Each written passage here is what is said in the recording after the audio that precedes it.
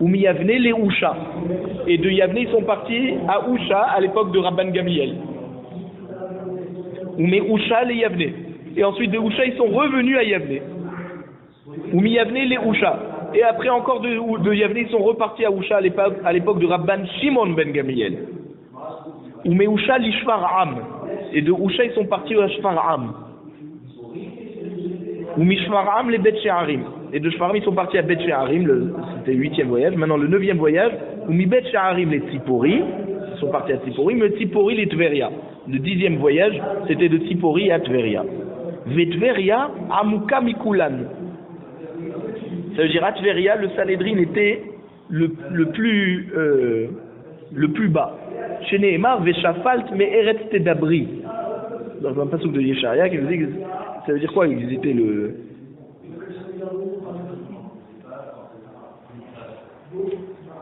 Ça veut dire que Tveria, comme c'était la ville la plus basse de toutes les villes que le Sanhedrin a voyagé, parce que Tveria c'est une cuvette, d'accord? Donc comme c'était la ville la plus basse, et Tzipori et tout ça, c'est des villes qui sont en hauteur. Donc ça nous montre que la déconsidération du Sanhedrin, que Akadosh Baruch Hu a voulu nous montrer, quoi, il les a mis à l'endroit le plus bas, c'était Tveria. Rabbi Elazar Omer, Shesh Galouyot. Rabbi Elazar dit non, c'était pas 10 voyages, c'est 6 voyages le Sanhedrin. Chez Nehemar, qui est Shach Yoshbe Marom, Kiria Nisgaba Yashpilena ad Eret, Yagiaena ad Afar. Donc on voit dans ce pasouk, dans Yesharia toujours, Perek-Avav pasouk He, que ce pasouk, on dit 6 langages de shfelut, de bassesse, par rapport à ces 6 galouyot. Amar Rabbi Yochanan ou Misham Atidin Ligael. Rabbi Yochanan dit, mais de Tveria, c'est là où ils vont être délivrés. Chez Nehemar, Itna'ari me'afar kumi shevi. C'est où la poussière? C'est tout en bas. Or, tout en bas, c'est Tveria. Ça veut dire qu'à la fin des temps, c'est de là-bas que ça va commencer la Géoula. La Mishnah nous dit Amar Rabbi Yoshua ben Korcha. Ve'od zot itkin Rabban Yochanan ben Zakkai. Rabbi Yochanan ben Zakkai, il a fait une autre takana. Donc, on avait dit, à l'époque de Rabbi Yochanan ben Zakkai, le Sanhedrin est parti de Yerushalayim à Yavne. Et là-bas, à Yavne, il a fait une takana. Chez Afil ou Rosh Beddin Bechol Makom, que même si le Rosh Beddin il se trouve dans n'importe quel autre endroit, d'accord, il n'est pas assis avec le Sanhedrin, chez Lo Yehu Ha'edim Olchin et l'Alimkom Avaad, d'accord, même si le Rosh Sanhedrin il se trouve dans une autre ville, et ben les nouveaux témoins, les témoins qui vont témoigner d'avoir vu la nouvelle lune, où ils doivent aller à l'endroit où on se réunit, donc à l'endroit où le Sanhedrin siège. Même si le chef du Sanhedrin est ailleurs. Et le Sanhedrin va sanctifier Rosh Chodesh, même si le Rosh Beddin n'est pas là. L'Agmara nous dit, Haïl Teta, un jour il raconte l'histoire d'une femme, des Azmenua Ledina Kame de Amemar Benehardea. C'était une femme qui avait emprunté de l'argent et qui avait tardé à rembourser. Et alors on l'a traîné au Beddin de Amemar à Nehardea, un din Torah. Azal Amemar Limchoza. Quand ils sont arrivés à Nehardea, ils ont vu que Amemar, il est parti à Mechoza. Qui c'est Amemar? C'est une ville, non? Non, Amemar c'était le Dayan, un Amora. Et lui, Amemar, il est parti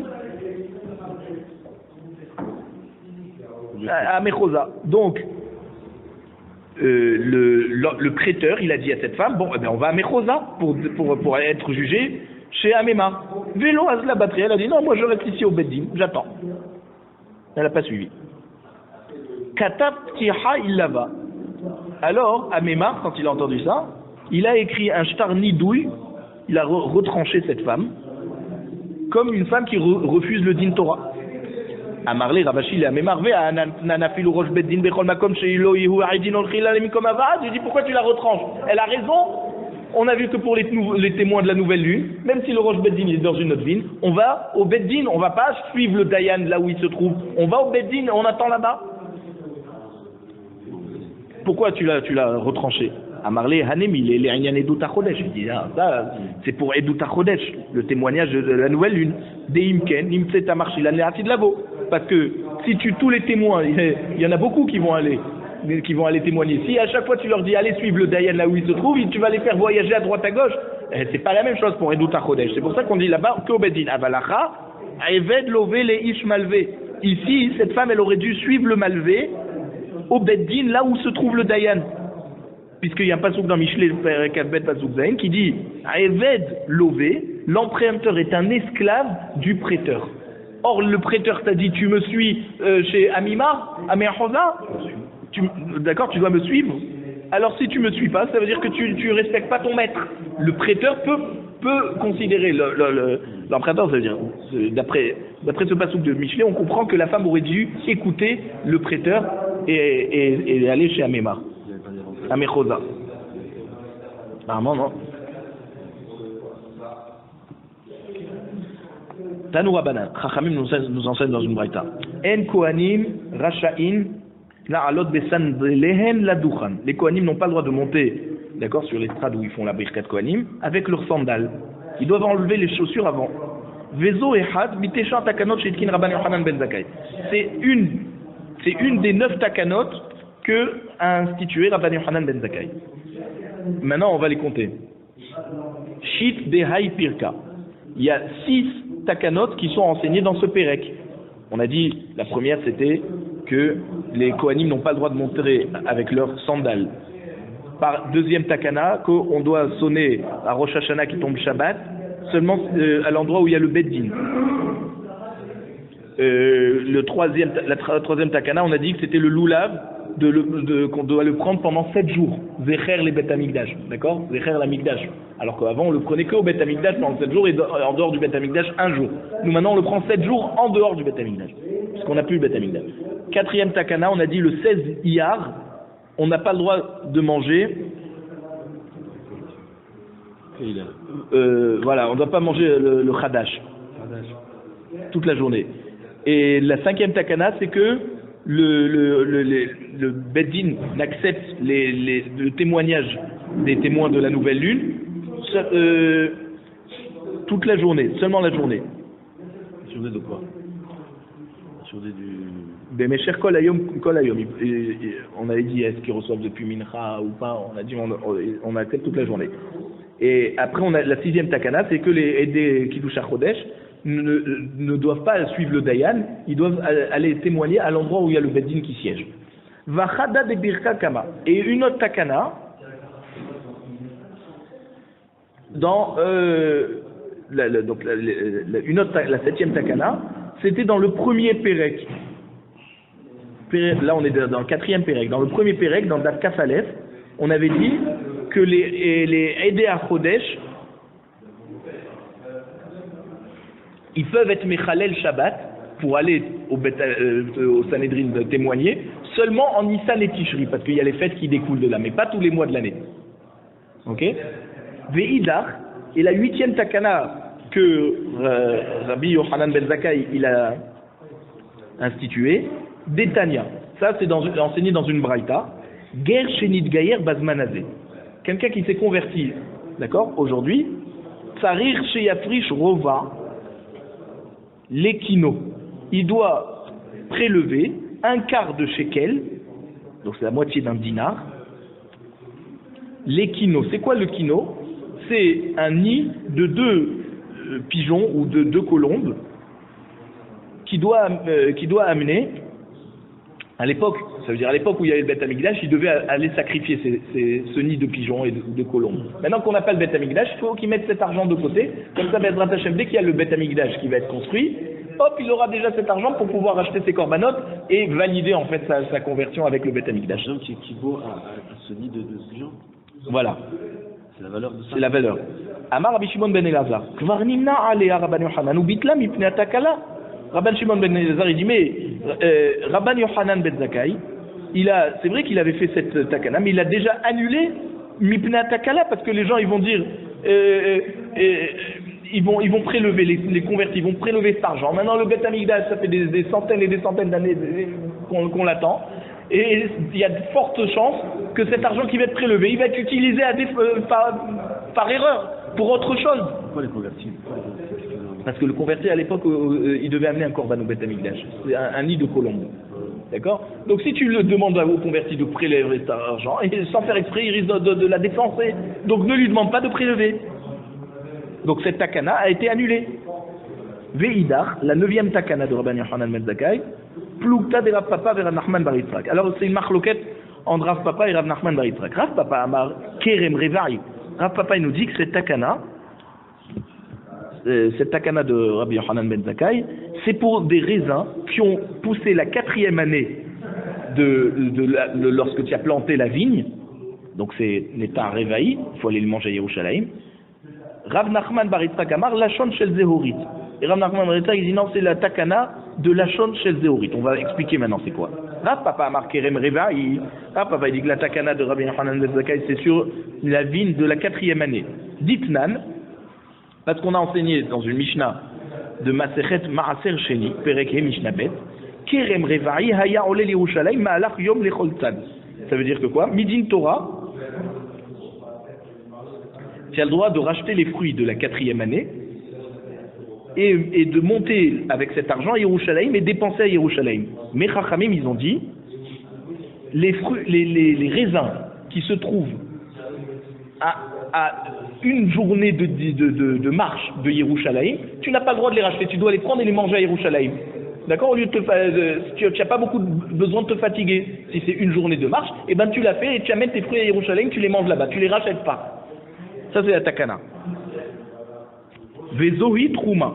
Et le troum de cette takana, donc c'est les villes qui sont à la limite d'une journée de marche de Yerushalayim. C'est quoi? Elat Minadarom, donc Elat du sud, donc c'est pas le Elat qu'on a aujourd'hui, hein. Ve'akrabat Minat Safon, Akrabat du nord de Yerushalayim, Lod Minamarav, Lod de l'ouest de Yerushalayim, Ve'yarden Minamizrach. Voilà, mais il ne faut pas lire ce qui est en parenthèse, il faut lire ce qui est à côté, la parenthèse qui est. Il y a une petite annotation qui dit que c'est le contraire. Ouais, Lod, peut-être, c'est peut-être une journée de marche depuis l'ouest jusqu'à Yerushalayim. Ve'yarden, le Yarden, d'accord, le fleuve du Jourdain, de l'est, Minamizrach. Ve'amar Oula. Oula a dit Ve'itemar bar Oula. Il dit c'est Rabba bar Oula, Amar Rabbi Yochanan, qui a dit au nom de Rabbi Yochanan. Mata'am, pourquoi il y a cette takana que les fruits qui sont, d'accord, les raisins qui sont à une journée de marche de Yerushalayim, on les rachète pas, on va les manger à Yerushalayim, Kedé le ater shvake Yerushalayim baperot, pour couronner les marchés de Yerushalayim avec des fruits. C'est pas que tu arrives à Yerushalayim qu'il n'y a rien dans les marchés. Il faut bien amener quelque chose là-bas. Vétania. Et on voit qu'après que le Beth Amikdash a été détruit, on a annulé cette takana. Parce qu'il y a une braïta qui nous dit Kerem Revaï Ayalo le Rabbi Eliezer Bemizrach Lod. Rabbi Eliezer, il avait une vigne à l'est de la ville de Lod. Betzad Kfar Tavi, à côté du village de Tavi. Ou Bikesh Rabbi Eliezer, l'Efkiro l'Anim. Et Rabbi Eliezer a voulu donner ses fruits en Hefker pour des pauvres. Comme ça, les pauvres vont monter ses fruits à Yerushalayim et les manger là-bas. Parce que lui, il n'avait pas la force de monter à Yerushalayim. Amroulo Talmida, Chachamim lui ont dit Hé Rabbi, Kvar Nimnu Havercha Alav. D'accord, les Chachamim se sont déjà réunis sur ce dîn. Veitiruhu. Ils ont permis de racheter et d'aller à Yerushalayim. Donc tu peux racheter sur des pièces tes fruits et monter toi à Yerushalayim. Tu n'as pas besoin d'être mafkir aux pauvres pour que les pauvres se fatiguent à prendre avec leurs mains les fruits et les manger à Yerushalayim. C'est quoi cette règle de rendre Efker? Parce que si tu rends Efker, tu n'as plus besoin de monter. Voilà, c'est plus khayab. Maintenant celui qui trouve, c'est des fruits de la 4e année, donc il va devoir monter à Yerushalayim les manger. Il peut pas les manger là. Tu vas fatiguer. Mais alors que ses élèves ils ont dit mais tu n'as pas besoin de te fatiguer à être maskir et que les anim vont monter ça, tu peux les racheter. Tu mets dans voilà, des pièces et toi tu peux monter quand tu auras le temps à Yerushalayim. Peut-être. Man Chavercha, c'est qui de ses amis qui ont annulé la takana? Rabban Yochanan ben Zakkai. Donc c'est Rabban Yochanan ben Zakkai. Ça c'est tout ça la takana d'après Rav Papa. Maintenant, Rav Nachman bar Yitzhak, Amar, il te dit non, cette 9e takana, c'est sur un autre sujet, Bichlal. Lachon shel Zehorit. C'est quoi? Des Tanya. Barishona yu koshrin lachon shel Zehorit. Ça, on avait vu dans Yoma. Qu'on a, le jour de Yom Kippour, on attachait donc une laine qui était brossée et qui avait une couleur rouge. Et donc elle ressemblait à une langue, puis c'était d'accord, une longue bande de laine. On la mettait al petach oulam ibarut. On la mettait sur à l'entrée du oulam du Beth Amikdash, la salle, en dehors. Et donc tous les gens passaient et voyaient. Ilbin ayusmechim. Si la laine devenait blanche, ils étaient contents. Ça veut dire que le Sahir la Azazel, quand il est tombé de la montagne, il a pardonné toutes les fautes du clan Israël. Lo ilbin ayuatzevin. Si la laine n'a pas blanchi, alors ils étaient tristes. Itkin shiyu koshrin oto al petach ulam ibifnim. Alors Haman Zakkai, il a fait une takana qu'on l'attache cette laine à l'intérieur du oulam. Et c'est-à-dire du oulam des Kohanim, là où les Bnei Israël n'ont pas le droit de rentrer. Pour pas que les Bnei Israël soient dans l'angoisse. Et on voyait que les Bnei Israël essaient de faire passer la tête pour voir Véroïne, et ils voyaient. Donc s'ils avaient blanchi, ils étaient contents, sinon ils étaient malheureux. Alors là, il a dit, Chachamim, ils ont fait à Takana, que maintenant, la laine, on va la mettre carrément sur les cornes du Seir HaMishtaleh, et au moment où on va le jeter, on va mettre la moitié de cette laine sur le rocher d'où va partir le Sahir, et l'autre moitié, on va la laisser sur le Sahir. Donc là, les Bnei Israël ne pouvaient plus voir ça. Rav Nachman bar Yitzhak, Maïta Amalo Amar Kira Papa. Pourquoi Rav Nachman bar Yitzhak, il dit la 9e Takana, c'est pas comme Rav Papa qui parlait du Kerem Revaï. Amar la Chisal Kada'atar, Rabbi Yochanan ben Zakkai, Haverab de Rabbi Eliezer mi Hava, Rabo Hava. Il te dit, si tu me dis que c'est Rabbi Yochanan ben Zakkai qui a fait cette Takana, comment les élèves de Rabbi Eliezer ont dit à leur maître, tes amis se sont déjà réunis et ils ont annulé cette takana. Et c'était pas ses amis, c'était son rave. Donc c'est pas possible que c'est ça. C'était un des autres Chachamim qui était des amis de Rabbi Eliezer, et c'est pas Rabbi Yochanan ben Zakkai qui a annulé cette zera. Veidar, donc Rav Papa, comment il va expliquer ça? Lui, il dit que c'était Kerem Revaï, et pourtant c'était le rave, c'était pas ses amis. Qui va de Talmidim Havu, Lavora les Rabbi Ramcha. Je te dis non, comme c'est les Talmidim de Rabbi Eliezer qui lui ont dit